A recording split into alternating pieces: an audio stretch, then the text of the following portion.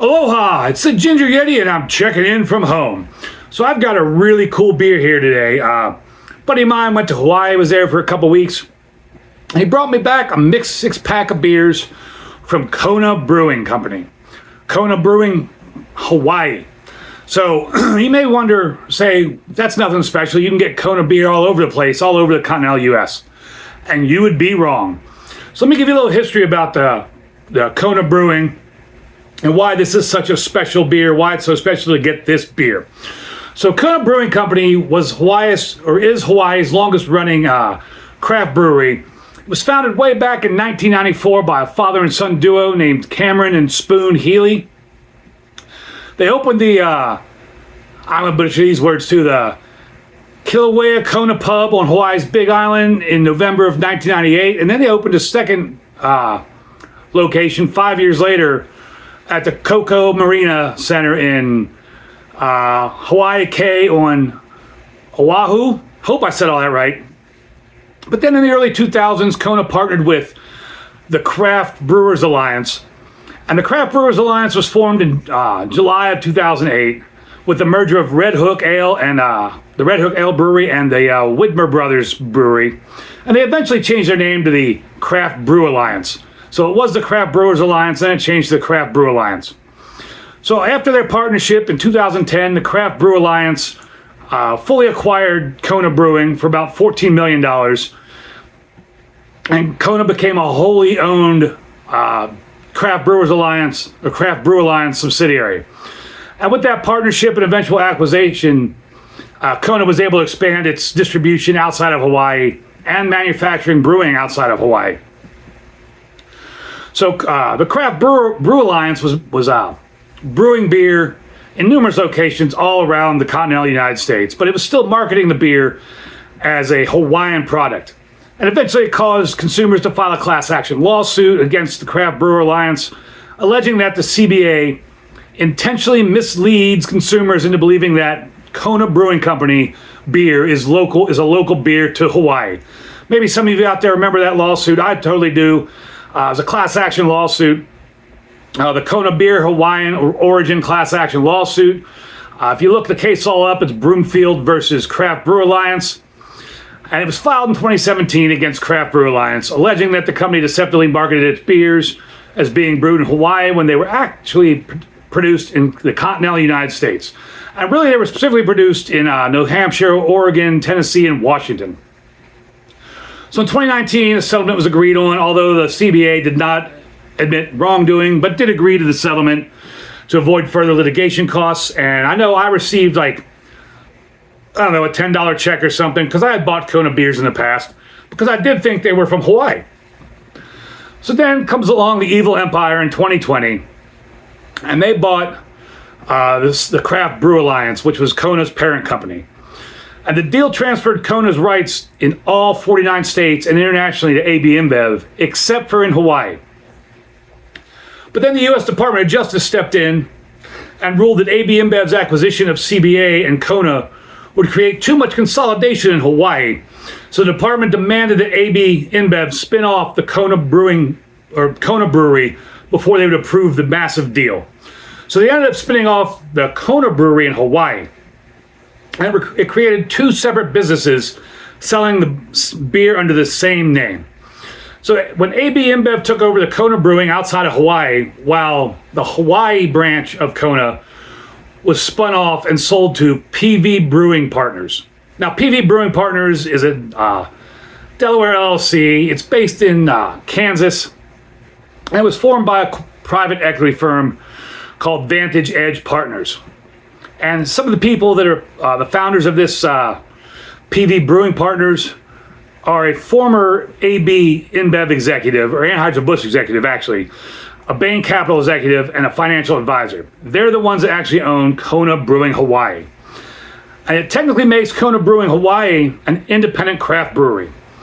Now, I don't know how you feel about that. I feel that an independent craft brewery must be independent, like fully independent. It can't be owned by like Monster or, I don't know, IBM, some giant multinational conglomerate.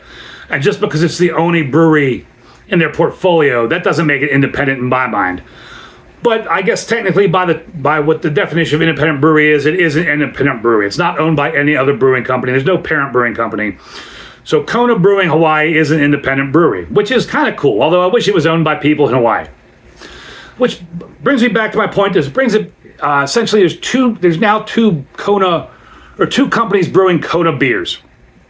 AB InBev, which we all know is the evil empire. It brews and sells Kona in the continental U.S. and internationally. However, they're starting to rebrand it. They rebranded it as Kona Big Wave to try to separate it from Kona Brewing Hawaii. And it's starting to seem like they're eventually going to drop the name Kona altogether and just call it Big Wave and make that a brand, make Big Wave a brand, and try to get into more of the premium brands of beer, compete in the premium brands with Big Wave, as opposed to the craft beer segment. Which means this beer here, you can only get it in Hawaii. This is brewed by Kona Brewing Hawaii. It is directly from Hawaii. It is the true Kona beer. And one of the easiest ways to tell this, as we look at the can here, on the can it says Kona Brewing Company, made in Kona, Hawaii. It's the Longboard Island Lager. Finally getting to what the beer is. It's the Longboard Island Lager. And on the can here, it's got these crazy ridges up top. I don't know if you'll see it on the camera. It's got those crazy ridges on the top. And that's the can there. Really cool looking can. And those ridges are indicative of it being canned in Hawaii. And the reason that is the Kona Brewing Hawaiian cans are made by the Ball Manufacturing Company located in Hawaii. The plant that's located in Hawaii. And the plant uses what's called the 206 can body, which has like a wider lid, which I guess that's considered a wider lid, and these crazy ridges on the top. And it's different than the standard 202 can body, which like this would be the 202 can body. Man, it just looks like your normal can of beer, right? But this has these crazy ridges on it. And this is specifically made by Bell Manufacturing in Oahu.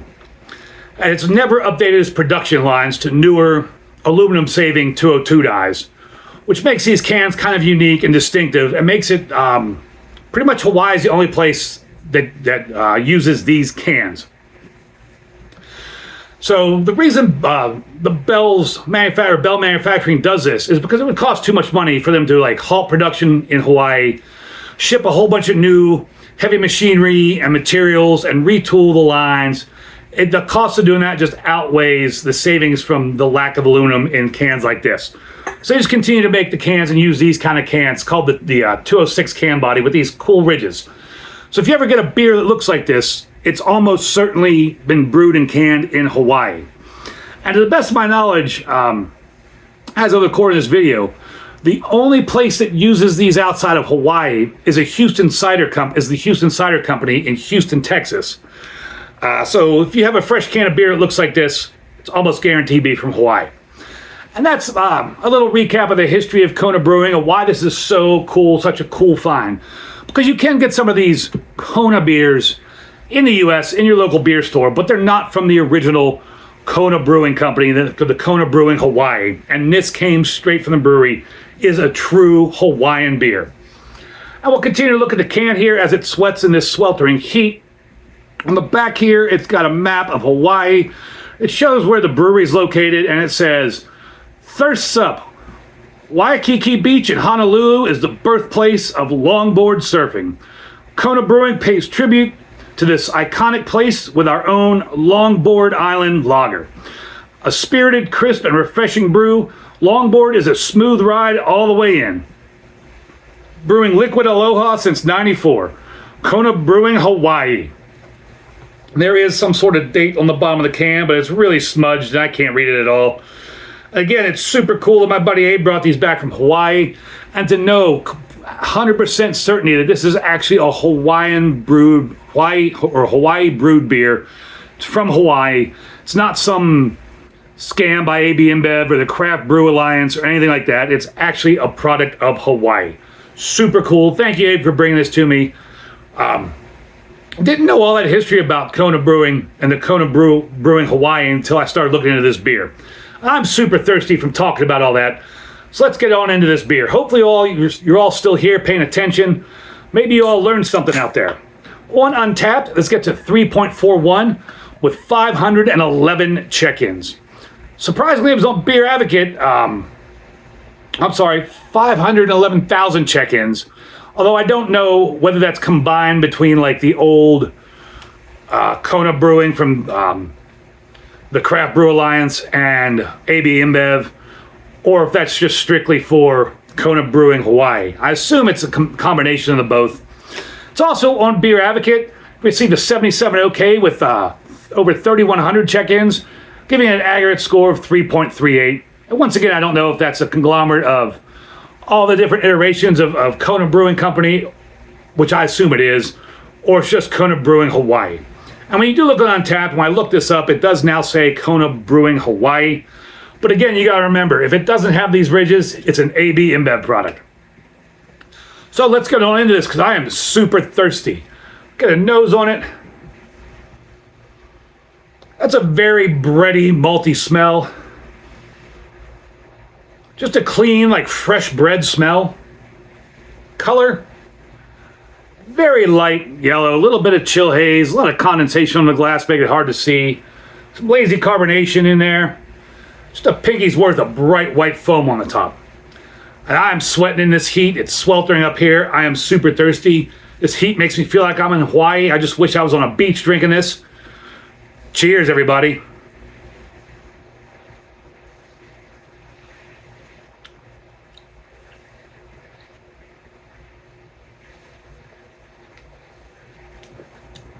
Excuse me, light bodied, very bready. It actually reminds me of like the white Kavas I tried a while ago with that bready flavor, like almost a liquid white bread kind of flavor.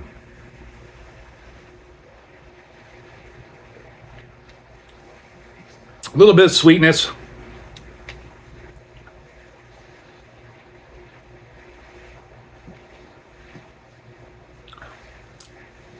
It's pretty tasty.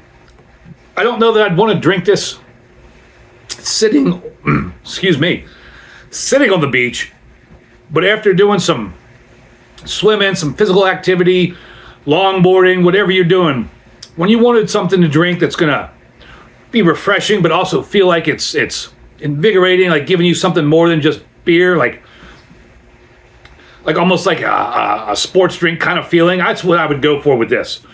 I mean, it's got enough of that like bready flavor and character that I feel like I'm getting something more than just some alcohol and water there. So it'd be the perfect beverage for like after snorkeling, swimming in the water, longboarding, whatever it is.